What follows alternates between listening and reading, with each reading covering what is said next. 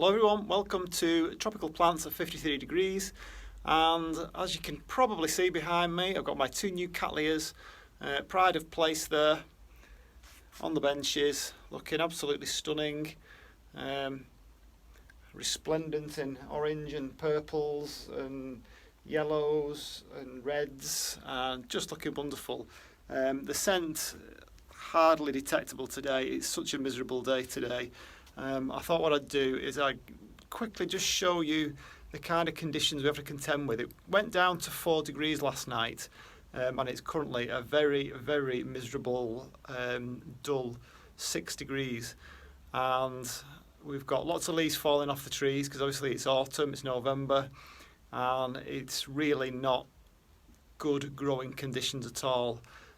So even though it's warm in here, and actually these were the kind of conditions that I don't really particularly want for the greenhouse, because like I've said in the past, if you've got a cold night where it's nice and clear and the temperatures might even drop below zero, at least you've only got that night where your heater is coming on, heating the greenhouse up to 12 degrees, and then during the day you get the sunshine, so it warms the greenhouse up. So last night we had the heater on for like a good 5 hours, which cost me a couple of quid. And then today, because there's no sun out and the temperature's only 6 degrees, the heater is also going to be coming on all through the day. So that's going to be, I guess, a 24-hour opportunity for the heater to come on. So it's going to cost me £4 or £5, which is not really what I want. Fortunately, that's not every single day of the winter months. So what I thought to show you is it is raining outside, and I'm going to get wet doing it, but I'm dressed for gardening work, and I obviously can't do anything in this. I've done a couple of jobs this morning, but I've had to stop because it's just too wet now. Lots of these gardens are dropping off anyway, so I'll take you to see the kind of conditions we've got in the garden. And while we're at it, seeing as this is about tropical plants, I kind of include carnivorous plants in that because they do come from tropical climates. But, like I say, these are guidelines because I've got some plants out here which are carnivorous plants, and they can actually stay out all year round. So even though I think of them as tropical, they are actually temperate. So just bear with me. I've just noticed, there we go, just a little bit of the insulation coming off. So I'm going to flip you around and we'll just have a little look outside and see the kind of conditions that we're coping with. Okay, so we're leaving the nice warm protected climate of the greenhouse. Make sure that door's nice and shut tight, and here we go. So yep, all those leaves have come off that, and there's still plenty more up there, which I'm going to have to. Still got a nice rose in bloom, which is nice for November, but no doubt the rain will soon wreck it. So here we go. So we've got a little table here of carnivorous plants. Excuse me while I do a little bit of housework. So what have we got? So we've got some Sarracenia pitcher plants, 3 different varieties. This one's a cool one. Well, they're all pretty cool. I quite like them all. I can't really remember the varieties. I think I've got a label in this one. Is it Sarracenia? Oh, you can't see it. I know what it says. It says purpurea. So that's Sarracenia purpurea. I think that's just a small version of it. I'm not sure what variety this is. I think the birds have nicked my label. So, okay. But they certainly do work. They were absolutely full of insects this year. They've done really well. There's another little tiny Sarracenia there. I'm not sure what that one is. And then everybody's favourite. These are Venus flytraps. Amongst all the moss, there's 1 or 2 dead pitchers there. Notice a lot of them are closed because they've got bugs in them. Last year I did actually keep these in the greenhouse just because they look good, but I believe they actually perform better if they do get like a winter rest, and they should actually die right down. So I'm going to leave them this year and see what happens. Some begonias down there, they do well in the tropical greenhouse, wouldn't they? So past all the ivy, I'll just wade through the leaves. Oh crikey, I've got a lot of work to do here, I can see.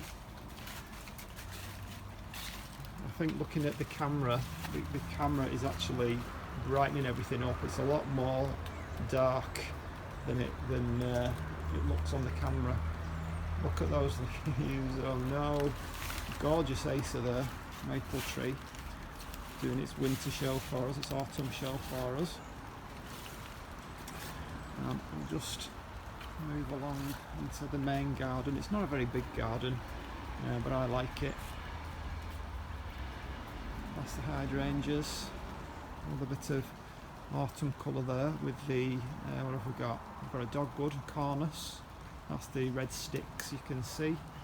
And that other red plant there, it's an azalea. Can't remember the variety, but it's never actually flowered yet. It's only been in 2 years. The mountain ash tree beginning to turn yellow. Very common mahonia, but I do love them because they flower when nothing else is flowering. Smell gorgeous, just about to come out. So we'll still got 1 or 2 things out. We've got the hebe there, which is out. There's a few buds on it.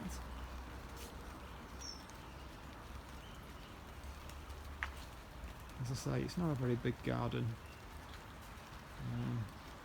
Magnolia tree there did its thing, looked spectacular in the springtime. I can look forward to that next spring. And that's pretty much it for the garden. Lots of ivy crawling over the fence. I remember planting this ivy 20 years ago, a little tiny thing, and look at it now. Better than looking at an orange fence in my opinion. Okay, so this is what we call my daughter's area, Ellie's area. Ellie planted a lot of those plants. And back wading through the leaves towards the tropics of Jeff's tropical greenhouse. So here we go. Okay, so we're back in here. You can see now perhaps why I want to create this tropical space so that I can get away from that kind of weather over winter. It can be a long winter here. It can be, you know, a good 6 months of misery as far as I'm concerned. So it's wonderful to be able to come in here and it be reasonably warm. And believe me, for, you know, when it's 6 degrees outside, then 12 degrees feels warm. And to see these plants that don't normally grow here. It's funny what we see as being exotic and unusual. I remember reading once, I think it was on a forum, of a lady who was really thrilled and very excited because her single daffodil was about to flower. Now, if you come from this country, you know, daffodils are everywhere in spring. They pop up everywhere. I would go as far as to say that they're a native natural plant, even though they have been hybridized quite heavily, and people do still buy them and plant them. But you will find them, you know, on the side of the road or growing in the wilds, over the moors and over the hills. But this lady had bought and nurtured this single bulb, and she'd had it in a deep freeze over winter to try and get its winter rest so that it would do its thing in spring. And she was very excited because it looked like it was going to flower. Well, the heater's just kicked in. I can see pennies flying out the window when that comes on.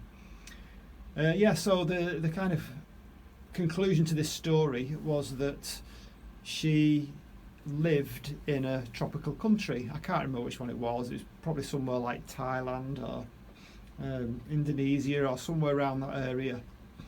To her, this was a very special, rare plant, because to actually make it survive and thrive in her climate was something unique. And I suppose this is why these plants orchids and carnivorous plants and what we generally think of as house plants is something that we like to grow and feel like we're doing something special.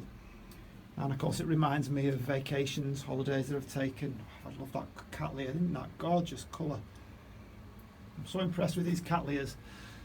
So anyway, this morning I was talking to Ed from, well, not talking, I was communicating over my channel with Ed from Ed's Orchids.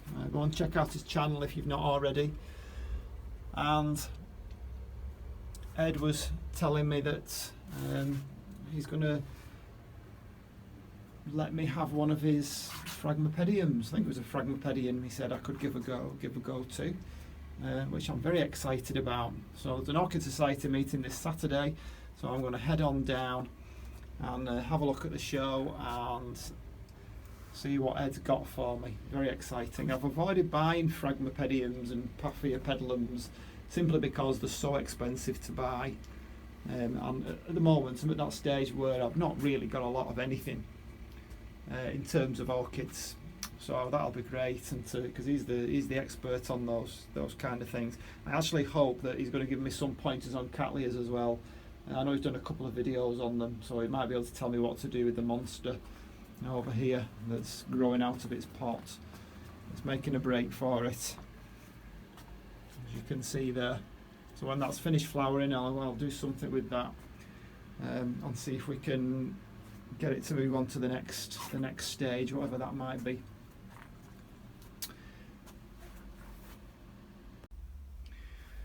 So that's it for today, and just a bit of a mixed bag. I wanted you to see outside and the kind of conditions that kind of inspired me to do the tropical greenhouse, and just show you a couple of things around the greenhouse and talk about what I'm going to be doing coming up soon. I joined the Orchid Society just over 12 months ago, and it did get me through winter. I've not been able to do it over summer because I'm out doing gardening jobs during the summer months, and to be honest, I'm not really interested in showing plants and getting a certificate from them. Not that there's anything wrong with it, it just doesn't float my boat, as it were. I'm more interested in growing the plants and enjoying them and learning about them. And that's the best aspect of it for me, speaking to people who've been growing these things for a long time, and I've forgotten more than I know at this moment, or maybe even more than I'll ever know. But this is all part of the process of learning and growing and creating a space for yourself. So that's it for today, and I would love to hear from anybody. It's great to get a few ideas on what people want to see and look at and learn about, and if it means I've got to swat up on something, I certainly will do that, because it motivates me to do that too. So I will see you on the next one. Bye.